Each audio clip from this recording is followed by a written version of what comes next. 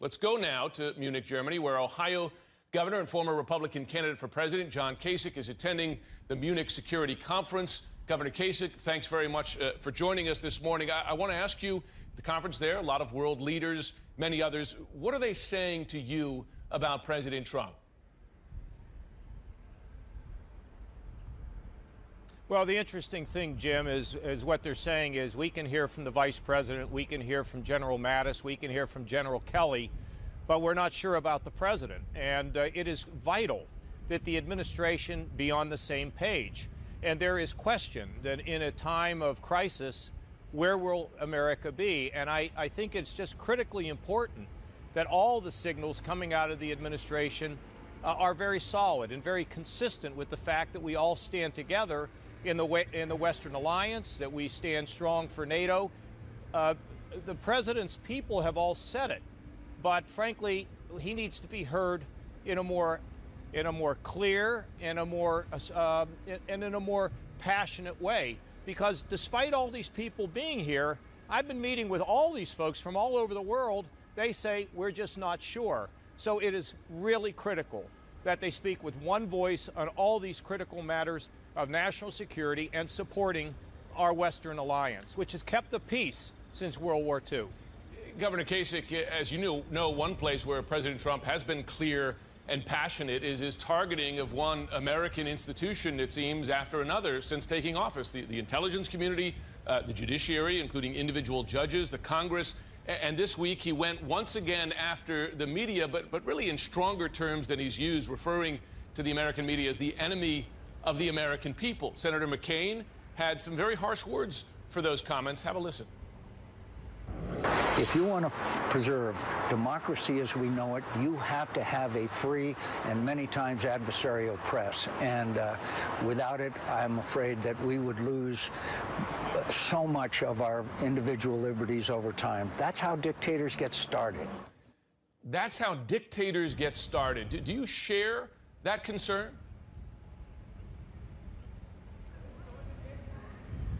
Well, I think Senator McCain, in terms of that, has to defend his own comments or support his own comments. But I think the comments of Angela Merkel, really the gist of what John McCain is saying, and what I have said to the press in Ohio and around the country and here in Munich, is thank God you're there.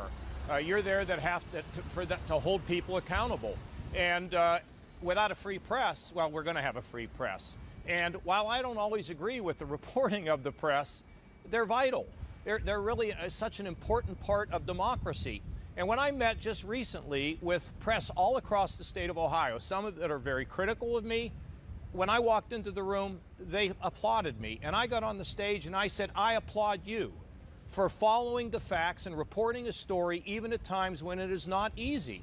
I have great respect for the press. I was once in the press. The key, though, is not to be over-sensationalizing anything, but get to the facts, let the investigation of the press go where it wants, tell the story. That's a part of America, and it's a part of an institution that works to make sure that things have balance. You know this was a difficult week for the Trump administration. You have the resignation of General Michael Flynn as National Security Advisor, Senator McCain describing the administration as being in disarray. That's something we're hearing privately as well from many members of the Republican Party. As you look at the administration now in these crucial first weeks, do you see disarray as well?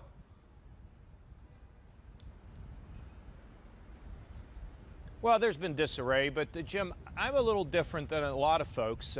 When you're the governor of a state and you're an executive, you assemble your team and then you need to get your sea legs.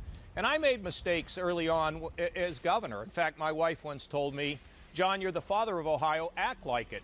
And the fact of the matter is that words matter. I think the administration needs to understand that loose words, frankly, causes great concern. And one of the things that's amazed me on this trip over here is as much as the Europeans criticize the United States of America, they love us, they need us, and they tell us that. And in some sense, they're almost begging us to say, please stand with us. You're the leader. No one else can fill your role. So I think it's just very important that in any administration, it gets its sea legs, that it's stable, and realizing that things that get said out of that White House really matter, not just in America, but all over the world.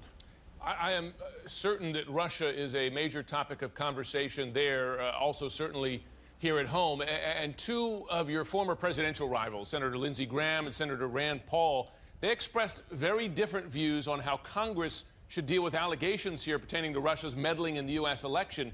First, let me play what Senator Graham said. 2017 is going to be a year of kicking Russia in Congress. That's Senator Graham there. Rand Paul suggesting something very different, that Republicans should not investigate the Trump administration's potential links to Russia because it would impede the GOP's policy agenda. Listen to Senator Paul. I just don't think it's useful to be doing investigation after investigation, particularly of your own party. We'll never even get started with doing the things we need to do, like repealing Obamacare, if we're spending our whole time having Republicans investigate Republicans. I think it makes no sense. Who do you side with, Governor Kasich? Senator Graham, who says you've got to push hard, or Senator Paul says Republicans should be pulling back? Let me tell you, Look, if our intelligence community thinks we need to get to the bottom of this, I happen to believe that perhaps a joint House-Senate Intelligence Committee investigation ought to get to the bottom of Russian hacking. Were they trying to influence our election? What is it all about? What's the bottom line? Now, I don't favor at this point moving it outside of the intelligence committees. I think that the intelligence committees have the capability to conduct a thorough understanding of what happened, so that we can be in a position to prevent it in the future. Many European countries are worried about Russia's hacking their elections, disrupting their elections. So I believe that the House and Senate can carry this out, and I think that it has to be done in a bipartisan and thorough way. And I think that a person like Senator Feinstein, Senator Warner, if they feel as though we're not getting to the bottom line and that investigations become partisan, then we have to look at something more independent. But I'm confident that the House and the Senate Intelligence Committee can do this. It's in the best national security interests of the United States. And frankly, the rest of the world is looking at how we handle this because they don't want to be hacked. They don't want to have their elections to be disrupted in any way. And lots of evidence that Russia's disrupting elections in Europe continue to. Of course, part of the Republican agenda is repealing Obamacare. When you expanded Medicaid in your home state, Ohio, bringing health insurance to additional 700,000 low-income people, you defended that decision to conservatives by saying this. I'll remind our viewers. I don't know about you, lady, but when I get to the pearly gates, I'm going to have an answer. I'm going to have to answer for what I've done for the poor. Of course, as you know, the Trump administration, Republican leaders in Congress signaled this week they want to sharply reduce federal payments to 31 states. It's going to make it a lot harder to insure the poor that you were referring there in your statement. From your perspective, is it an un-Christian thing for the Trump administration, for Republicans to pursue so aggressively? Jim, I'm not going to get into, religious discussion, but here's what I will tell you. There are 700,000 Ohioans who now get care who didn't have it before, a third of whom have either mental illness and need to be treated or drug addiction, which is a problem throughout the country. A quarter of them have chronic conditions. They don't even know it.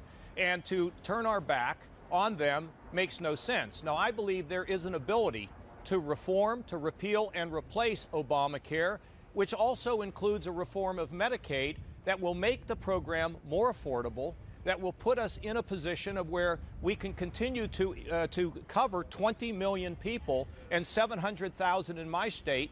And I'm not going to sit silent and just allow them to rip that out. In fact, I think the president and a number of other people, senators, said those who are covered will continue to be covered. And there's a way to do it with a reform agenda that I've been clear on, and I'll send it to you if you would like to see it.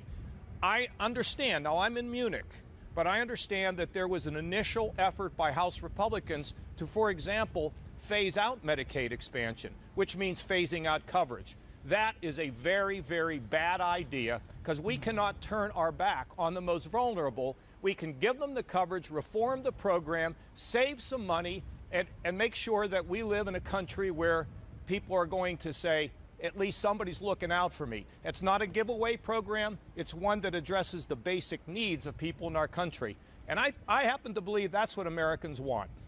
Governor Kasich, thanks very much for taking the time, and please do send us that plan. We'll be looking for it. Thank you very much.